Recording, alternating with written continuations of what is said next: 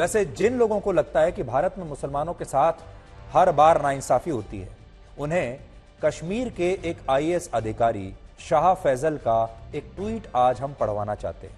आपको याद होगा, शाह फैजल कश्मीर में एक मुस्लिम आईएएस अफसर हैं, उन्होंने टॉप किया था और ये ट्वीट उन्होंने कल किया था। आज आपको इसे पढ़ना चाहिए। वो लिखते हैं, ये सिर्फ इंडिया में ही संभव है कि कश्मीर का एक मुस्लिम युवा इंडियन सिविल सर्विसेज के एग्जाम में टॉप कर सकता है, सरकारों के टॉप विभागों में पहुंच सकता है, सरकार के खिलाफ लिख सकता है, सरकार के खिलाफ जा सकता है, फिर वही सरकार उसे बचाती भी है और दोबारा अपनाती भी है। ऋषि सुनक का ब्रिटेन का प्रधानमंत्री बनना हमारे पड़ोसियों को जरूर चौंका सकता है, जहां का संविधान गैर मुसलमानों को सरकार के मुख्य विभागों तक पहुंचने से रोकता है, लेकिन भारतीय संविधान ने जातीय और धार्मिक अल्पसंख्यकों के साथ कभी भेदभाव नहीं किया। भारतीय मुसलमान बराबर के नागरिक के तौर पर इतनी आजादी के साथ जीते हैं जिसके बारे में इस्लामिक देश सोच भी नहीं सकते। ये विचार हैं शाह फैजल के, जो कश्मीर के आईएएस अधिकारी हैं। आपको याद होगा, एक जमाने में ये भी भारत के खिलाफ काफी लिखा करते थे। इनके विचार ऐसे ही थे जैसे आज ओवैसी के हैं, और इसके बाद इन्होंने सिविल सर्विसेज छोड़ दिया था और फिर इन्हें वापस ले लिया गया और अब वो ये ट्वीट लिख रहे हैं। आज बड़ी बात यह है कि भारत के जो मुसलमान हैं, भारत के जो मुस्लिम युवक हैं, वो अपना आदर्श किसे मानते हैं? महबूबा मुफ्ती को अपना आदर्श मानते हैं, ओवैसी को अपना आदर्श मानते हैं, या फिर इन जैसे आईएएस अधिकारियों को अपना आदर्श मानते हैं, शाह फैजल को अपना आदर्श मानते हैं? ये आपको चुनना है। आप तय कीजिए कि आपका आदर्श कौन है और आप तय कीजिए कि आप किस विचारधारा के साथ आगे बढ़ना चाहते हैं।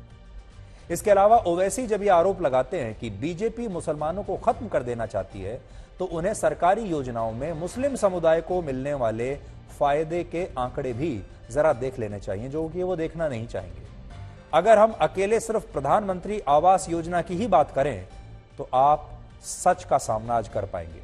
इस योजना के तहत जितने भी घर बने हैं, प्रधानमंत्री आवास योजना के तहत, उनमें वर्ष 2016-17 में 5.53% घर मुस्लिम समुदाय को मिले, 2017-18 में 11% मुस्लिम समुदाय को मिले, अगले साल 2018-19 में लगभग 5.5% मुस्लिम समुदाय को मिले, उससे अगले साल 2019 और 20 में 22.4% घर मुसलमानों को मिले, 2020 और 21 में लगभग 14% जो घर हैं वो मुसलमानों को मिले, और 2021 और 22 में 18% जो घर हैं वो मुसलमानों को मिले।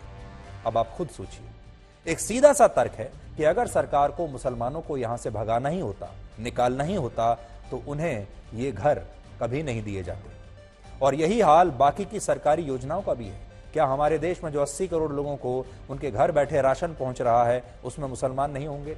क्या उज्ज्वला योजना जो शुरू हुई उसमें मुसलमान के घरों को हटा दिया गया है? जो मुफ्त शौचालय बनाने की योजना शुरू की, क्या उसमें कुछ ऐसा लिखा है कि वो मुसलमानों के घरों में नहीं बनेंगे? सबके घरों में बनेंगे। लेकिन कुछ नेता धर्म के नाम पर अपनी दुकानें सजा रहे हैं और उन मुसलमानों को बहकाने की कोशिश कर रहे हैं जो चैन से भारत में रह रहे हैं और रहना भी चाहते हैं। सच्चाई यह है कि ऋषि सुनक ब्राउन होने की वजह से ब्रिटेन के प्रधानमंत्री नहीं बने, भारतीय होने की वजह से वहां तक नहीं पहुंचे, अपनी काबिलियत पर पहुंचे।